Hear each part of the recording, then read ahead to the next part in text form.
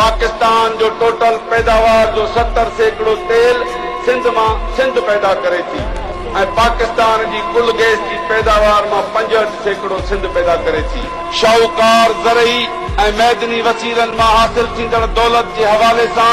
जेकॾहिं सिर्फ़ ऐं सिर्फ़ कोयले मां हासिल थींदड़ रक़म सिंध ते ख़र्च कई वञे त सिंध सोनी थी सघे थी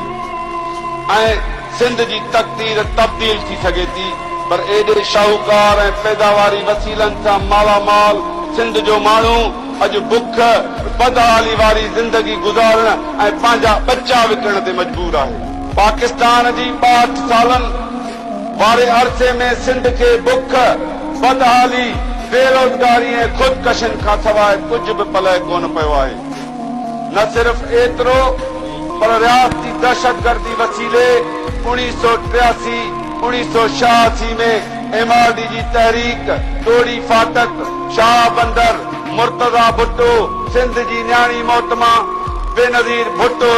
जो दर्दनाक कतल शहीद समियला कलवड़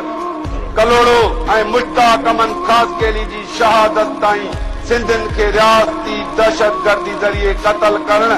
टार्चर सेलनि जूं अज़ियतूं ऐं जेलनि जूं अकूबतूं ॾियण जो सिलसिलो अञा पिणु जारी आहे। याद रहे त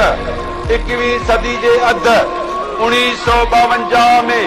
वयाना कॉन्फ्रेंस में मुझे रहबरे सिंध साईं GM सैयद हिन मुल्क ऐं खिते जे इम्कानी हालतुनि जो दुरुस्त अंदाज़ो लगाईंदे हिते मज़हबी इंतहा पसंदी मुलाहियत जे ज़ोर वठण जे ख़दशो ज़ाहिर कयो। अॼु